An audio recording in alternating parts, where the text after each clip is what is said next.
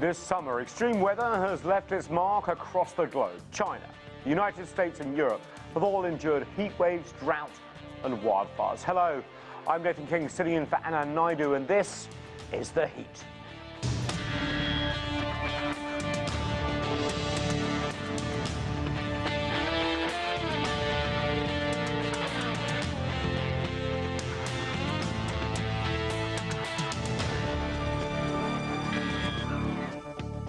Hello again. Climate scientists say the frequency and intensity of extreme weather is going to get much worse in the coming years. This summer has already proved unrelenting. China is facing a heat wave that's impacted the country for more than 2 months, from central Sichuan Province to coastal Jiangsu. In some areas, temperatures have exceeded 40 degrees Celsius. Drought in the western United States has impacted, of course, the Colorado River, which supplies drinking water to 7 states and Mexico. The river's 2 main reservoirs at Lake Mead and Lake Powell are nearly 3/4 empty, and water levels are expected to keep dropping. And in Europe, waves of extreme heat and drought have produced devastating wildfires. In Spain, firefighters were forced to make a run for it when flames came too close outside a village. Incredible pictures, these, aren't they? For most of this summer, it has been unrelenting. And for more on this climate crisis, let's bring in our panel. Joining us from Arizona is Michael K. Dorsey. He's a recognized expert on global energy, finance and sustainability, and a member of the Club of Rome. Also with us from Michigan, Jeff Masters is a writer on extreme weather, and I do recommend you read his stuff on climate change for Yale Climate Change Connections. And Charles Miller is the Director of Environmental Analysis at the Pomona College in California. And from locally, Arlington, Virginia, Chunghwa Wu is CEO of the Beijing Future Innovation Center, but has done so much more in her career. And I want to start with you, Chunghwa Wu, because obviously we had pictures there from China, but not everyone around the world has been focusing on the devastating weather that we've seen in China and the shift in climate. Can you just sort of wrap it up for us, just how serious this is and where the problems are? Sure, definitely. Thank you for having me on the program. China definitely has been experiencing more and more frequent extreme weather events, particularly this year. And it started mid-May. We started to have, heavy rainfalls actually in the southern part of China, particularly in the Pearl River Delta region, impacting some large provinces, economic centers in the southern part of China. Then getting to mid-June sort of thing, we started to see heat waves heating the whole country, literally every part of the country at this moment. And record temperature, you mentioned the 40 degrees Celsius. Actually, Chongqing recorded 44.4 degrees Celsius just a couple of days ago. So it's very devastating. So on one side, it's definitely impacting, the water, energy, food. A lot of debate around food safety, food security at this moment, and power system has been challenged tremendously. That's why regions after regions have been sort of rationing electricity use, and particularly putting air conditioning for residential, for people as a first priority. Factories, economic facilities, even cities are literally shutting down in order to save energy, reduce the pressure on the grids. And the water definitely is the core issue at the point at this moment. And many parts of the country, particularly now, the heat waves hitting the Yangtze River, China's longest river region, which is also the economic belt.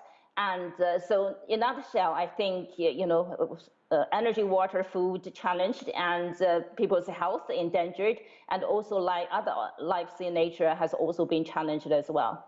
Well, thanks so much for that roundup of what's going on in China. Michael Dorsey, I mean, even though we're seeing pictures of China, which is half a world away, this is not an unfamiliar scene, is it? You're out in Arizona, the Colorado River. Just how bad has it been here in the United States? The crisis of unfolding climate catastrophe is fully upon us, not just in China, certainly, but across the United States, particularly in the West. The water levels that we've seen at Lake Powell are as low as they've ever been since recorded history and time. We really have to get out ahead of this crisis, this unfolding global climate crisis. Really, it's now or never to tackle this problem. Unfortunately, the road to the next climate talks, the 27th meeting of the parties in Egypt, is really characterized by a litany of broken promises. Some 14 years ago, countries committed, or they put down pledges to deliver $100 billion per year from 2020 forward to the emerging markets of the world, to the poorest countries, underdeveloped countries. Yes, they haven't met that obligation at all. Yeah. Well, one good thing, and I'm going to go to Jeff Masters about this, one silver lining, if you like, about this is obviously we've seen the world's attention about this, and I know it's dubbed as an Inflation Reduction Act, but there's about $300 billion coming through the US Congress at the moment. I know you write on weather, but surely that is a sort of silver lining to the catastrophic weather that we've been seeing, and the hints that climate change is accelerating perhaps beyond some of the scientists' biggest predictions. The weather has definitely gotten people's attention. And this summer, it's heat, drought, and wildfires. And, those are pretty hard to deny the connection that they have to a warmer planet. You expect all three of those events to get worse. And by gosh, they sure have gotten incredibly intense and widespread globally this year. Jeff, I just want to follow up. What's happening in terms of weather? Are we getting rain in places where we don't need it and heat in places that we don't need it? Because it seems to me that's sort of the common denominator, if you like, from China to Europe to the United States. I was just in, luckily in North Africa. I was in 46 degrees Celsius, and it was just baking. It's just quite incredible, isn't it?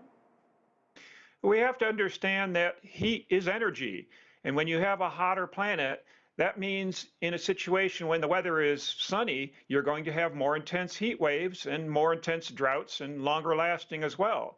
But when the weather favors rain, you're going to have more intense rainfall as well and more severe flooding. That's because in a hotter climate, you evaporate more water from the oceans. That means there's more moisture available to fuel heavy rains. So you get the worst of both worlds. Right. That's why we're seeing the dichotomy, getting rain in places where we don't need it and heat in places where we don't need it as well. Charmila, I mean, explain this out for us. So you're an environmental professor. Is the predictions, and remember, obviously the world's politicians have agreed 1.5 increase Celsius reduction to stay alive, or not beyond that, to stay alive. We've seen, obviously all these COP conferences, got another one coming up in Egypt. Are we being alarmed? Even the scientists seem alarmed at the pace of this. Well, the speed is unbelievable. Yeah. I mean, latest news coming out of the polar regions. If your hair isn't on fire now, and I don't have a lot of it, but no, nor do I. So we're still burning though. Yes. It's actually shocking how quickly our predictions have been wiped out by the climate changes that are occurring. And part of the nuance in what both Jeff and Michael have said is that it isn't just that it's raining in one place and not in another. It's the whipsaw weather that's taking place. So all last month, France was baking, and now it's being clobbered with monsoonal rainstorms, which is the perfect example of what happens when a warmer climate goes in this direction. But we've not seen those kind of weather patterns before. It's been happening in California, where you go from 100 degrees to deluge, and unfortunately, there's been a wildfire in the midst of that, so suddenly you have mudslides of tremendous ferocity. So this is what we're dealing with, and like the others, I'm a little puzzled, not really, but puzzled by the inability of the global world to respond to these issues because everybody's getting whacked. Right. Well, are they responding? I mean, obviously there's a global energy crisis. I'm going to follow up with you, Chubb, because I like where you're going, and I think we share with the rest of the guests. Are they responding? Because there were some good pledges. We've seen the climate initiatives coming out of the US. We've seen in China, for example, that transformative water project implemented over the last few years. Okay, there's a short-term dependency on coal, but it seems to me that the world has been at least paying lip service to this. But is it constantly on a catch-up frame of mind? And what do they need to sort of do generally? Because the map is pretty well defined, isn't it, going forward, of what we need to do? Well, it's been defined for 20, maybe even 30 years. So some of what we're seeing is a kind of catch-up, as you say. Is the catch-up going to be enough? I mean, the Inflation Reduction Act is fantastic. The question is, how is the money going to be spent? That part we don't know. That's yeah, I was reading into that, and there's about 300 plus billion. So right. it looks like the target will help the US reduce its carbon emissions by 30 to 40 of the 50% they want to do by 2030. Is that going to help other countries of the world, like China, for example, putting that ban on overseas investment into coal power plants last year? Is that when two lead, people follow, or is it just too late in a way because everyone's been behind the ball? I mean, I don't want to be pessimistic. Humankind is an amazing adapter, but it's not looking good, is it? No, it's not looking good. And I don't want to be pessimistic either. It's just that the last 20 years have demonstrated that pessimism is smart. Right, Changhua, can I bring you in here and just say, what is China doing at the moment? Because we do have the short-term energy crisis. There is a ramping up of coal production in the short term. There is obviously a reliance on fossil fuels coming in from Russia. The prices are high, but also, if you look at the transformative investments that China's made in solar, wind, and let's face it, hydropower is pretty green compared to others as well. Is the glass half empty or is it half full?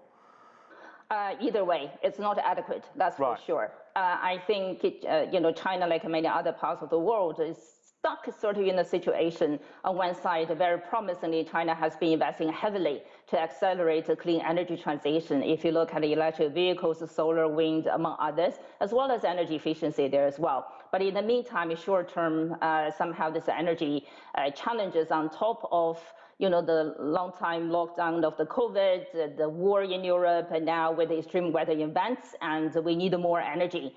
And somehow you started to see renewable energy wouldn't be able, or not large enough to meet that demand.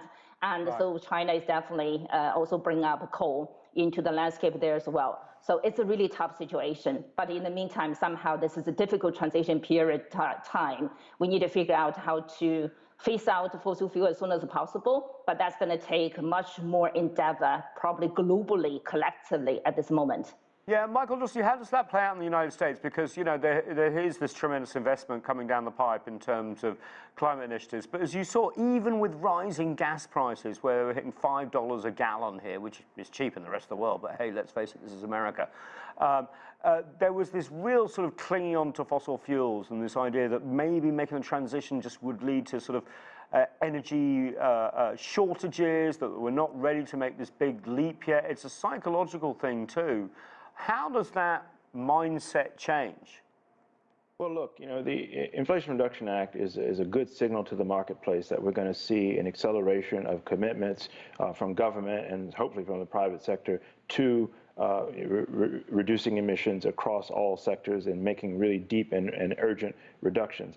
It's going to also give and push money towards renewables, as well as in the EV sector, as well as solar and wind. So that's all helpful. But we've got a lot of retrograde players in the U.S. and really around the world. The fossil fuel sector is still surging, still obtaining investments. Actually, this year, coal, we've seen an increase coming out of the global pandemic in the U.S. as well as around the world. So we've got some challenges ahead. And we've got to keep pressure, particularly from social movements, and they're delivering that, on those fossil fuel emitters, because they're really part of the problem. This isn't some abstract problem. We know that what's driving this, and it's the fossil fuel sector, and we've got to really ratchet down their emissions, and we've got to do that really quickly. Mark, I just want to follow up. I read quite a lot of the bill over the last few days, not all of it, it's hundreds of pages long, but there's a lot of investments, a lot of stimulus in terms of tax breaks and incentives, and everything from helping out car industry to planting trees.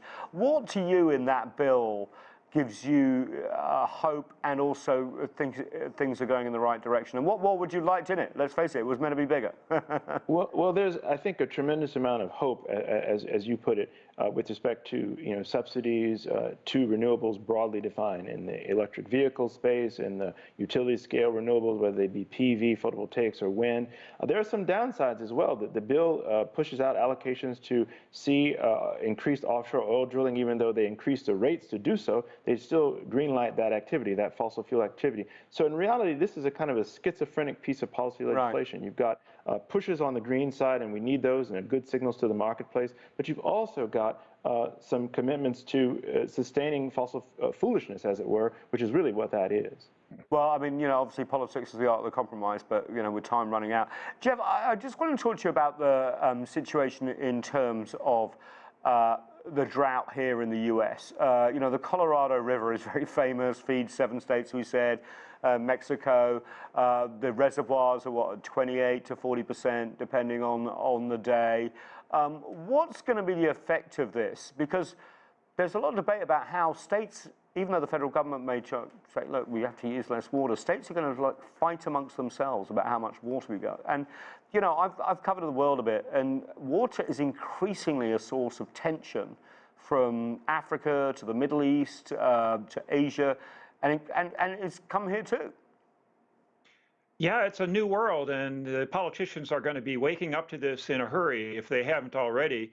There was just a decision handed down within the past week that Arizona's got to cut their water use from the Colorado River by 21%. How are they going to do that? I don't think they know. But we're going to have to find ways in a hurry to live more efficiently, to stop wasting water. There's a lot of efficiencies that can be built on that we need to be doing. Stop growing so many water inefficient crops. It's just going to take a lot of smarts. I mean, the information we need is out there. The political will to implement it has not been out there. So we're going to be forced to deal with it, and it's going to be a real wake-up call. You're not going to see the Southwest U.S. be able to support the growing population that they envision. Yeah, that's a very good point. I want Charles Miller to pick up on that. There was a report out, I think by, I'm going to read it here, First Street Foundation this week, that basically said in 30 years, tens of millions of Americans will be living under extreme heat, over 38 degrees Celsius, which, as we all know, when you compare it, is over 100 degrees Fahrenheit. And what effects do you think this will have? That was a very good point from Jeff in terms of stopping people from moving there. But also, it's going to lead to increased demand on energy. I mean, I'm just thinking of the air conditioning costs. Right. And actually, I think what's going to happen is that folks in the Southwest are going to leave. And let's put this in an historical perspective. So everyone moves north?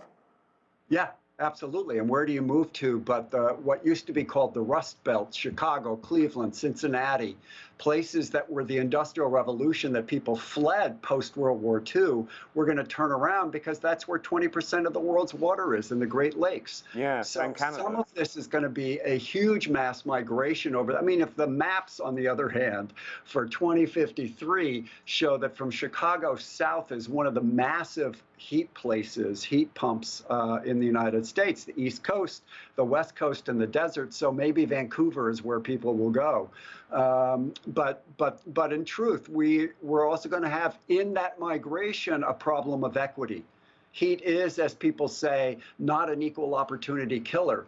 And we've got to be very careful about how we write policies and fund things that do not sustain the more poor, more marginalized, and more disempowered in the United States and everywhere else. Charles, I just want to follow up because, you're seeing this in Europe already with a migrant crisis coming from North Africa. Heat is adding to that as well. What is you can't impose a global solution, but what is the mitigation here? Is it basically deliver on the promises that they've been made at every COP meeting to actually deliver that adaptation and mitigation, hundreds of billions of dollars that seems to not be paid out at the end of every one of these conferences? Well, yeah, let's try that. That would be a start. That's a lot of money that could be poured into the adaptation and mitigation processes that acknowledges that we can't stop this process, right? So therefore, let's defend ourselves and other species as quickly as we possibly can. But we've created this situation. That's the thing that drives me crazy. We've created it, and we have had, because of our politics, and I think of a certain senator in West Virginia who has stalled on these processes such that we are now watching these extraordinary transformations take place. And as much as I think hydro is a clean energy, hydro doesn't work unless you have water. Absolutely right. That's a very good point. And where it rains doesn't necessarily mean where the rivers and the dams are. And Zhang Huafu, you know that from experience of watching China over the last few weeks and months. Now, you know, China, some people always see like China as a pioneer in terms of clean energy, but then also, of course, because of its population, the world's largest emitter, although on a per capita basis, still very much low down the table compared to the OECD. Electric vehicles take-up has been huge in China compared to the rest of the world. Tree planting, although there's a big debate over it, has been large as well as huge solar panels in places like Xinjiang and stuff. What would you say are the best examples from China's experience and also the worst?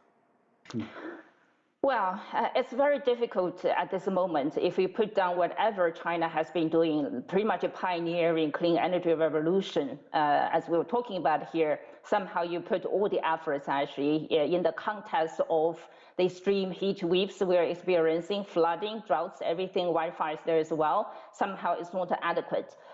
So we were talking about a lot about reduction of emissions, mitigation side. I think adaptation, you mentioned a couple of times there, more than ever, I think adaptation, resilience have already been lifted up to the really high level of agenda at this moment because we're living in it already. Governments, business, society have to figure out actually how to become more resilient, actually, you know, protect themselves. So one highlight from China, back in mid-June, Chinese government released something called the China Climate Adaptation Resilience Strategy 2035. This is the first of its kind in the country, probably rare in the world, in the other parts of the world as well, really putting, investing in adaptation and resilience at the core part of the national agenda. Hopefully somehow through that process, we'll be able somehow to minimize the costs and the losses in that process, short-term, medium-term. Hopefully somehow in the longer term, we'll be able to manage to reduce the emissions. That's quite brave, isn't it? Because, you know, in a Western democracy, that would be considered an admission of failure. If you came out with a paper like that, that would get you less votes. Absolutely. But is it an admission, essentially, that we are already adapting and mitigating, even though everyone's trying to work towards a greener planet? Yeah, China definitely has been leading, already taking the first step. But as I said, yes, we will be able to have more capability to gather more data, to do early warning, to do forecasting, whatever, to take many even preventive actions there somehow. Whatever we're doing today, if you look at the losses and the costs, we just wouldn't be able to meet up with the challenge. Generally speaking, China on average every year lost about 2.5% of its GDP to those extreme weather events or disasters there. That's huge. That means we have to take more attention, actually pay more attention to climate change, really reduce the emissions as much as possible in the meantime to enhance our resilience. Interesting. Michael Dorsey, we have another COP meeting coming up in Egypt. I still remember Glasgow and all the commitments put on there, and a lot of environmentalists like Greta Thunberg getting very angry. I'm kind of glad it's in a country that's, in a way, suffering from both the cost of living crisis, grain, and huge amounts of problems with climate. What do you hope to come out of it, and how can we stop the sort of hot air, excuse the pun, and replace it with actual action? You know, I think the biggest thing that can come out of the coming meeting in Egypt, as well as the one that's going to put us on the road to the next meeting in Abu Dhabi, is real commitments to emerging economy countries, at least developed countries, to, in money terms, you know, they're looking for, and they were looking for 14 years ago in Copenhagen, $100 billion per year. And that's a floor commitment. We need much, much more to countries that are on the margins of this problem, that have contributed the least to the climate crisis, but experience it first and worst. So we've got to see real money commitments go to emerging economies. And that's analogous to what we've actually done to some extent in the Inflation Reduction Act here in the US. Right, so it's time to pay up. And well, it's time to pay being up, in Egypt in a will real help way. that. Yeah, pay up really quickly, and pay up in a way that gets us to scale these problems and get out ahead of these problems. That's the biggest we thing have a come out of global the problem. recession coming, don't we? And that's a good excuse to get Well, out of it. but Yeah. that's a problem. But really, PV and the key solutions, they're deflationary right now. You know, low emission technologies are getting cheaper and cheaper and ready to scale. Michael Dorsey, your hopes for the future in terms of, you know, this horrible summer, wake-up call, COP in Egypt, and also, let's face it, US and China need to come together a bit more, don't they? Well, absolutely. Many countries need to get together more. I think the biggest upside, you know, as we come out of this, you know, this painful summer in many places, and also a painful winter in other places on the other half of the planet, is really looking at the deflationary aspects of new, low, cheap emissions technologies, low emissions technologies like PV. Those are getting cheaper and cheaper and more accessible. So we're going to see that increase, and that's going to help us scale those technologies to get out ahead of this problem. Jeff, another silver lining out of Michigan that I felt this summer is that climate denialism, climate change denial, seems to have stopped a little bit. I mean, we're not necessarily in the hyper-political season just yet, but, you know, this whole idea that it's not man-made, that, you know, it's just the wobble of the Earth and the turn of the axis and all these are cyclical seems to have gone away. Is that something you're feeling, that there is now a wake-up call, even among people who don't want to admit it, that it's real? It's undeniable now, so the deniers aren't trying to deny it. But what they've done is shifted their tactics. Right. Now they're saying it's too expensive to do anything about it, or they're saying that, you know, we're all doomed, so, you know, you might as well just sit back and wait for the end of the world. The tactics have changed. They're still pouring hundreds of millions of dollars into delaying things and stopping actions. So that money is going to continue to flow. And we've got to realize that until the end of the earth comes, the fossil fuel industry is going to fight tooth and nail to keep any meaningful action from being accomplished. Well, Charmin, a last word. I know I keep on trying to grab onto hope here. But we've seen huge energy prices, which means all these energy companies have got trillions of dollars. I read something today in the Financial Times, $1.3 trillion windfall for the Middle East. Is this a chance to say, hey, we've got all this extra cash flowing in, let's change away from fossil fuels, because there's the money there to do it? Do you think that's going to happen, or is it going to be the normal 3-month, let's cash in, give money back to our shareholders sort of thing? Well, I think, yes, the latter is probably what's going to happen. Oh, no. But what I'd really love to see someone do in Cairo, whether US, China, someone, to walk into that room where they're having the discussion about the commitments that have not been made and say, not a commitment, ante up. Put the money on the table right now. Write the check now. Because there's no hook in these conventions, these meetings that say, where's your checkbook? Put it out on the table at this point. So you can make a commitment and then fudge later.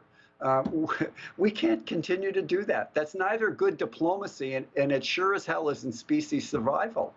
Charles, you're absolutely right. You can't lie to the planet, can you? You can lie to everyone else, though. What a great panel. Chinese perspective, weather perspective, policy perspective, and environmentalism, too. I really appreciate the discussion. I think we went deeper than most shows did. I really appreciate it. And that's all we have time for, unfortunately, this week on The Heat. I'm Nathan King in Washington, D.C. Thanks for watching. See you next week.